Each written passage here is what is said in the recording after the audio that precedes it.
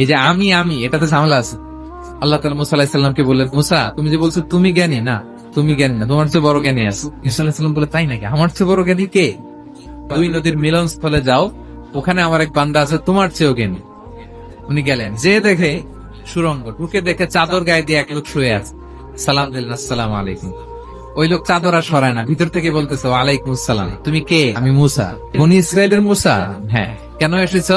এবার চাদর খুললেন, বলতেছে আপনার কাছ থেকে কিছু শিখতে আসছি। আল্লাহ বলছে, আপনি নাকি সবচেয়ে বড় জ্ঞানী, তুমি আমার জ্ঞান নিতে পারবা না, ওই ধৈর্য শক্তি তোমার নাই। মুসা আলাইহিস সালাম জোর করতে লাগলেন। অবশেষে খিজির আলাইহিস সালাম রাজি হলেন।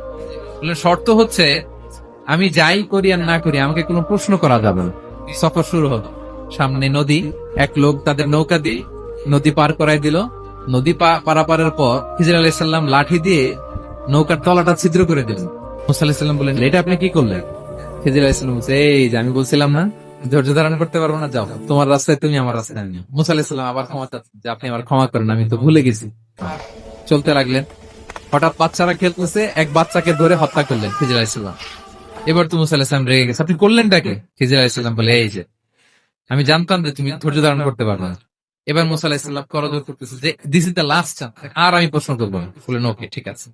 হাঁটতে হাঁটতে এক ইহুদি বসতির সামনে যে হাজির, খাবার চাইলো, এরা আবার কৃপণ, খাবার দিল না। তো খিজির আলাইহিস সালাম বললেন, ঠিক আছে খাবার যেটা দিচ্ছেন আমরা চলে যাই। যাওয়ার পথে দেখতেছে এই এলাকার একটা দেয়াল ভেঙে পড়ে যাবে। তিনি বললেন, মুসা চলো এটা ঠিক করে দেই। দুইজন মিলে প্রচন্ড ক্ষুধায় এটা সেটা এনে দেয়ালটা তৈরি করতেছে। তিনি এবার আর প্রশ্ন করেন, বলতেছে, ও এত কিপটামি করলো আর আপনি এটা করে দিলেন, আপনি তো চাইলে এটা টাকা নিতে পারতেন। এই কথা বলার পর খিজির আলাইহিস সালাম বলেন, এতটুকু তোমাকে আমি বলি, আল্লাহর আদেশে আমি করেছি। এই এলাকায় একজন জালিম বাদশাহ আছে, সে নৌকা পেলেই গরিব মাঝিদের নৌকা সিজ করে নিয়ে যায়। এই রাজার লোকেরা এসে দেখবে যে তলা ছিদ্র, পানি ঢুকতেছে, এটা আর নিবে না। মুসা আলাইহিস সালাম বলে, সুবহানাল্লাহ, তাই তো, এটা তো আমি বুঝতে পারি নাই।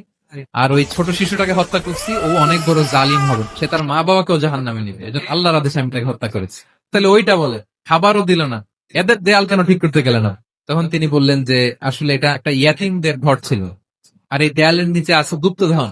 এই দেয়ালটা পড়ে যাবে, এই গুপ্তধন তারা ছোট মানুষ নিতে পারবে না, এলাকাবাসী তাদেরকে বঞ্চিত করে নিয়ে যাবে। So আমি দেয়াল গড়ে দিলাম যাতে করে তারা যখন প্রাপ্তবয়স্ক হয় নিজেদের সম্পদ নিজেরা বুঝে নিতে পারে। সুবহানাল্লাহি ওয়া বিহামদিহি।